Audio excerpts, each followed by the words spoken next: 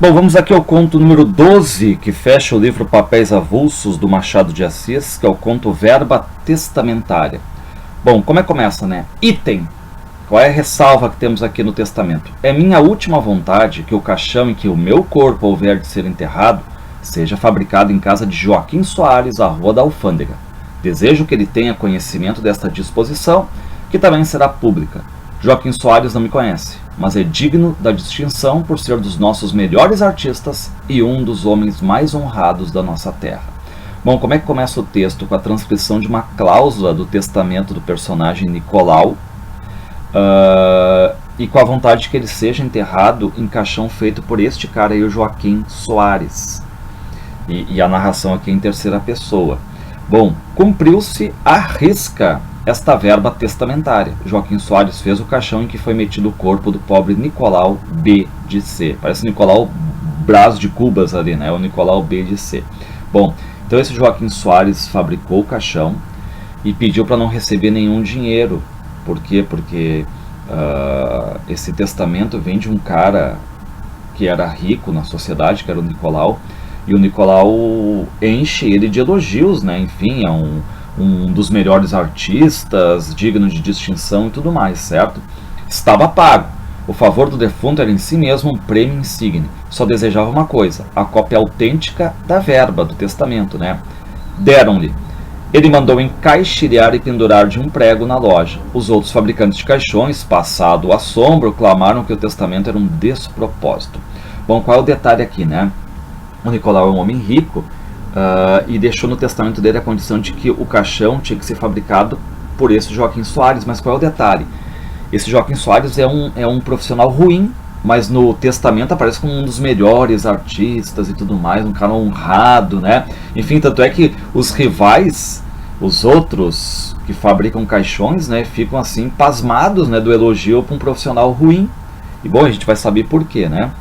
Felizmente, todas as demais classes acharam que aquela mão, saindo do abismo para abençoar a obra de um operário modesto, praticara uma ação rara e magnânima.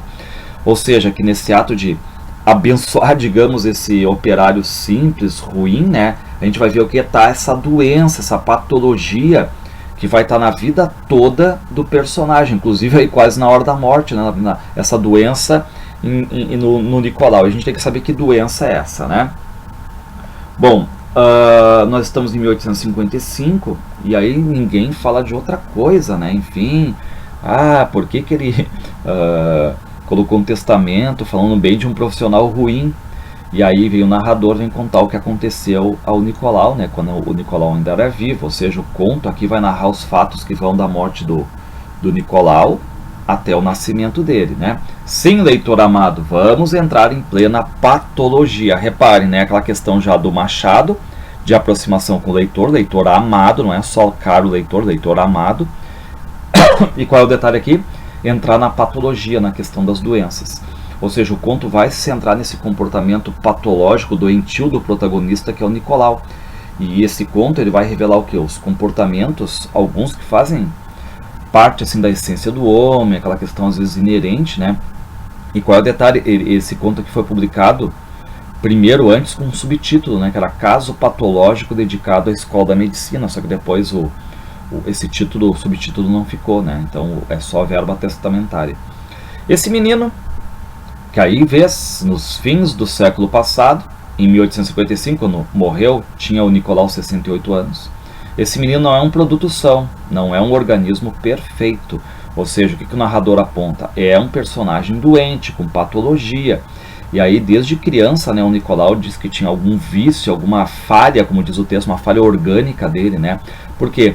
Porque ele não pode ver os outros meninos brincando, e ele vai lá e destrói os brinquedos dos meninos, tá? Mas nunca gente menor do que ele. Sempre ele destrói das pessoas que são maiores do que ele. Então o Nicolau tem uma espécie assim, de complexo de inferioridade. E o que ele faz? Ele vai sendo uma pessoa agressiva, né? Culpa do pai não pode ser. O pai era um honrado negociante ou comissário que viveu com certo luzimento no último quartel do século, homem ríspido, austero, sério, que admoestava o filho e, sendo necessário, castigava. Então reparem que o narrador ele vai isentar o pai, porque o pai, o que ele faz? Vê uma maldade do filho e vai lá e repreende. E reparem então, né, que isso é uma espécie de impulso interior do Nicolau. E os castigos, digamos, que o pai dá, não valem muito, né, porque o Nicolau vai lá e tem aquele impulso de fazer de novo. E aí a gente fica sabendo, né, que o conde de Resende, ele quer construir um cais numa praia. Mas o vice-rei não tem esses recursos. E aí o que ele faz? Ele vai distribuindo, digamos, né? Tem um posto aqui, quem quer ser capitão, quem quer ser tenente, alferes, mas em troca de donativo, em troca de doação. Divulgada a resolução, entendeu o pai do Nicolau que era a ocasião de figurar sem perigo na galeria militar do século. Ou seja, aqui a gente tem também, né, a questão da aparência muito em voga, né, nos contos do Machado de Assis. Então o pai do Nicolau tem aquela questão toda, né, da sede de ser nomeado, a sede da aparência. Então o pai do Nicolau vai lá e consegue, doa um dinheiro e tal, e consegue o título de capitão. Só que tem um amigo dele, um comerciante, que sempre está competindo com o pai do Nicolau em qualquer coisa, foi também contribuir lá e pediu o título. Desgraçadamente, o despeito de ter ficado atrás alguns dias sugeriu-lhe um arbítrio de mau gosto, e no nosso caso, funesto. Foi assim que ele pediu ao vice-rei outro posto de oficial do cais. Tal era o nome dado aos agraciados por aquele motivo, para um filho de 7 anos. Repare, então, o adversário do pai do Nicolau viu que o Nicolau ganhou um título de capitão. Não quis ficar atrás. Mas como ele vai pedir depois do pai, ele disse assim, bom, ele vai sempre ficar falando que ele conseguiu primeiro. Então o que eu vou fazer? Eu consigo pro meu filho também. Pô, ele consegue um título pro filho de 7 anos, né? E aí vai lá e dá mais donativos, colabora mais ainda para ter esses 2 títulos para ele e pro filho, né? E o menino saiu nomeado alferes. Tudo correu em segredo. O pai do Nicolau só teve notícia do caso do filho do rival, né, ter o título de alferes no domingo próximo. Bom, aí o que aconteceu, né? O Nicolau vai ver essa cena, né? Porque ele olha para o pai tá lá como capitão, mas o Nicolau olha para o rival do pai e tá o rival do pai e o filho do rival do pai com fardinha. E aí vai acontecer aquela questão toda, né? Enfim, invejosa dele, raivosa, complexo de inferioridade. Nicolau, que também ali estava, fez-se lívido. Depois, num ímpeto, atirou-se sobre o jovem alferes e rasgou-lhe a farda antes que os pais pudessem acudir. Um escândalo. Então reparem que aqui nós temos a primeira grande exposição pública, né, dessa inveja, dessa coisa doentia do Nicolau. Bom, aí os 2 pais ficam brigados para sempre, né? O que o pai diz? Este rapaz há de ser a nossa desgraça, bradava o pai de Nicolau em casa depois do episódio. Nicolau apanhou então muita pancada, curtiu muita dor, chorou, soluçou, mas de emenda coisa nenhuma, né? Por quê?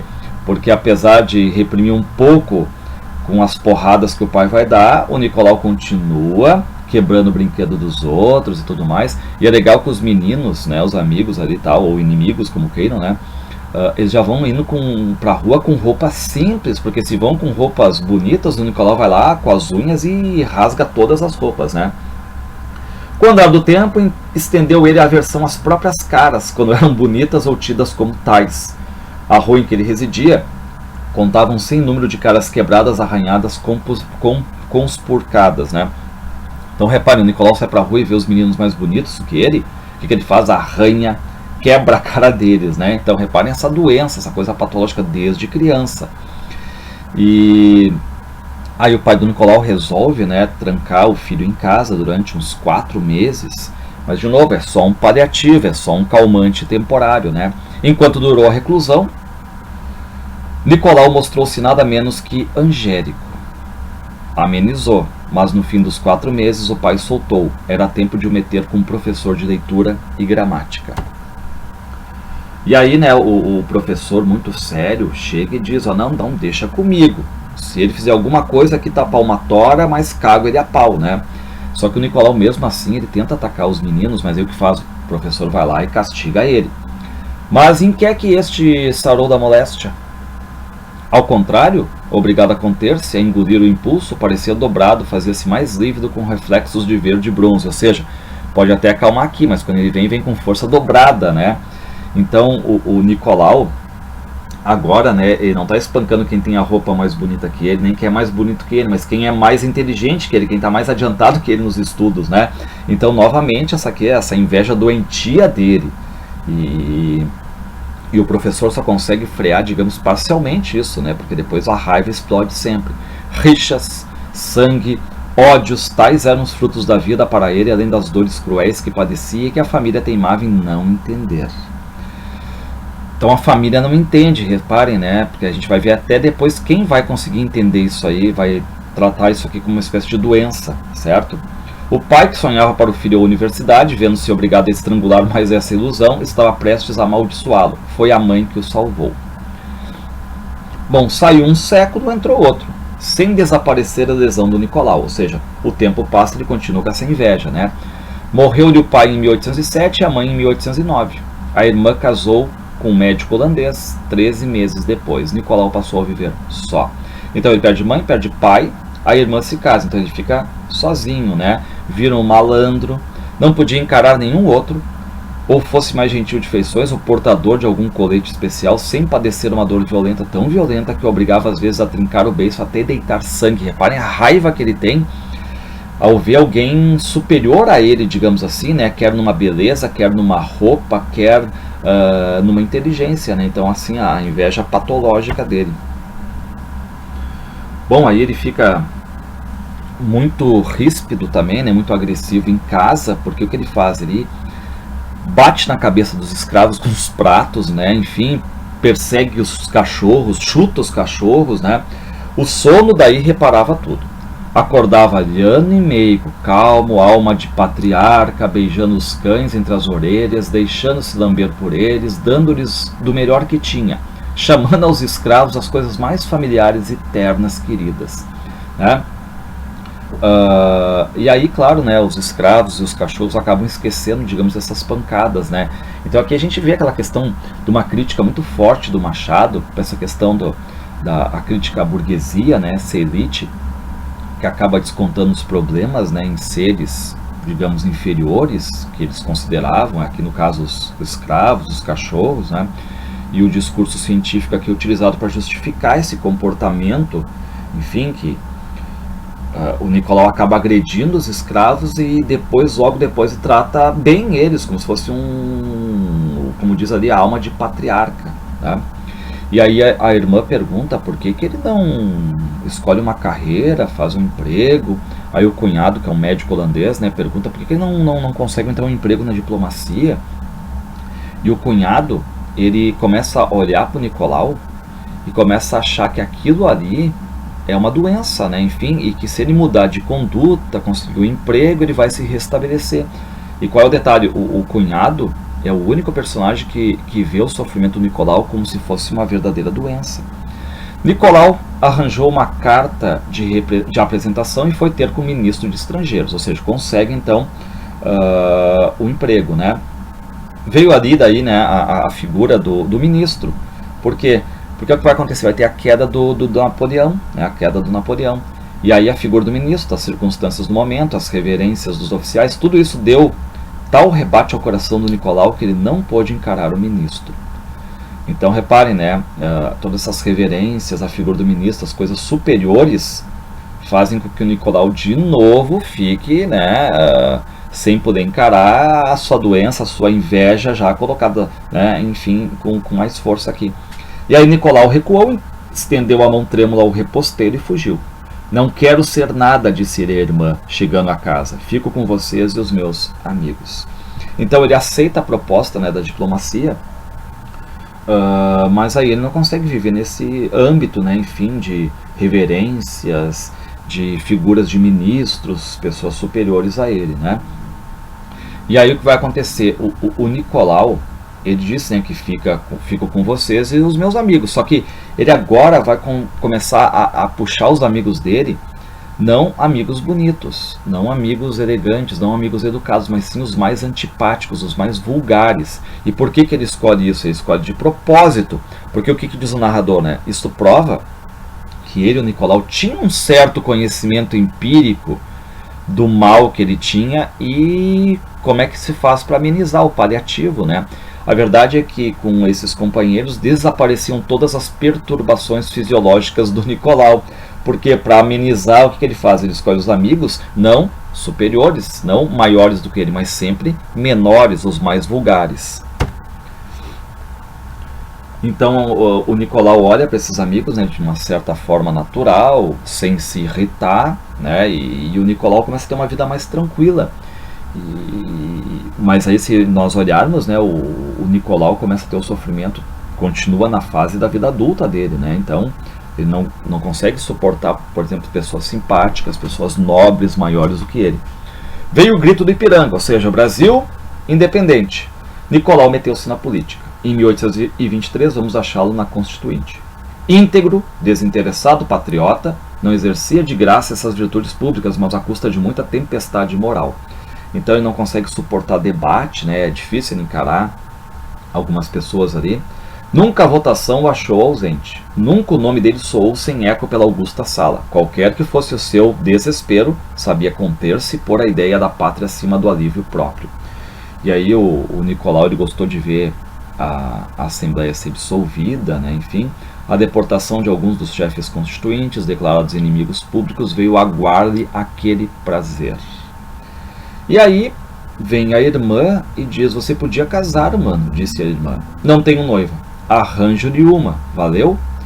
Mas esse plano aqui, na verdade, é um plano do cunhado, o médico holandês, porque o que pensa o médico holandês, né, o cunhado dele?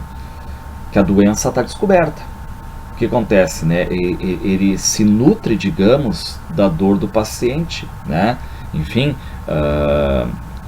a dor do Nicolau é olhar alguns fatos, algumas pessoas, algumas situações. Então, o que pensa lá pelas tantas, né, o cunhado? A questão era matar esse verme aí, matar esse verme. Algo que vai lembrar um pouco aqui assim o alienista também, né, como ele cura e tudo mais. A cura é irônica, porque essa doença aí,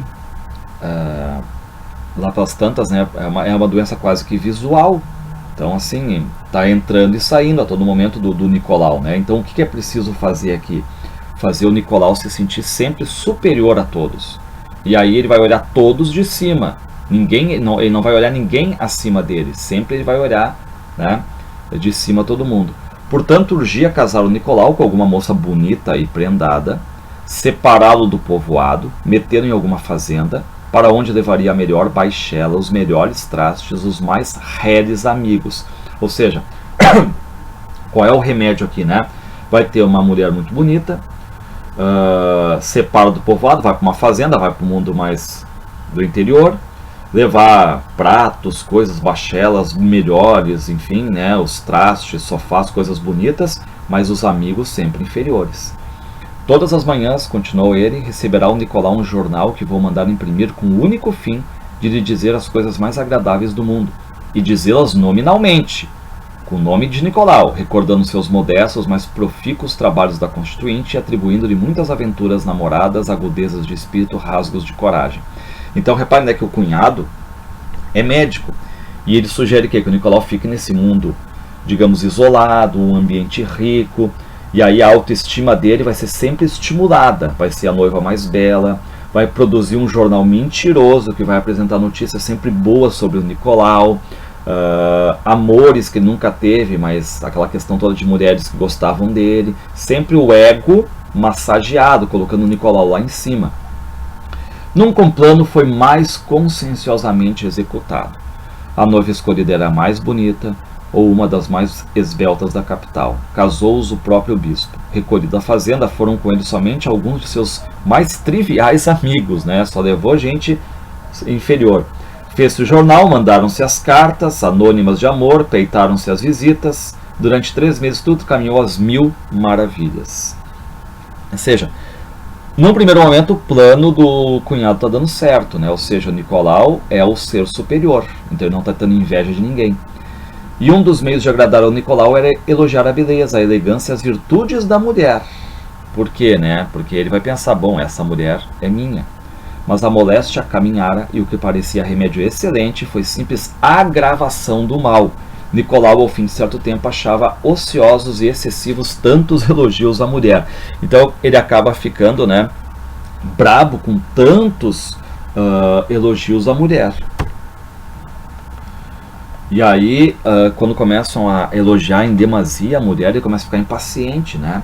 Ou seja, depois de um tempo, esse remédio dado pelo cunhado vai perdendo efeito. Vieram algumas rixas que seriam o princípio de uma separação se ela, a mulher do Nicolau, não morresse daí a pouco. A dor do Nicolau foi profunda e verdadeira, mas a cura interrompeu-se logo porque ele desceu ao Rio de Janeiro, onde o vamos achar muito tempo depois entre os revolucionários de 1831. Reparem como o tempo passa aqui, né? Morreu a mulher, então, do Nicolau. Conquanto pareça temerário dizer as causas que levaram Nicolau para o campo da aclamação, na noite de 6 para 7 de abril, daí o fervor com que ele meteu a mão no movimento em 31. Então a gente vê que tem muitas referências históricas aqui também, né, no conto. Fala de algo histórico, né, a atitude aqui tomada pelo imperador de substituir, digamos, né, o ministério por um outro ministério e tal, que não contava com apoio popular, veio a abdicação de Dom Pedro. A abdicação foi um alívio. Verdade é que a regência o achou dentro de pouco tempo entre os seus adversários. E há quem afirme que ele se filiou ao partido Caramuru ou Restaurador, posto não ficasse prova do ato. O que é certo é que a vida pública do Nicolau cessou com a maioridade. Bom, por quê, né? Porque a doença aqui vai se apoderando cada vez mais dele.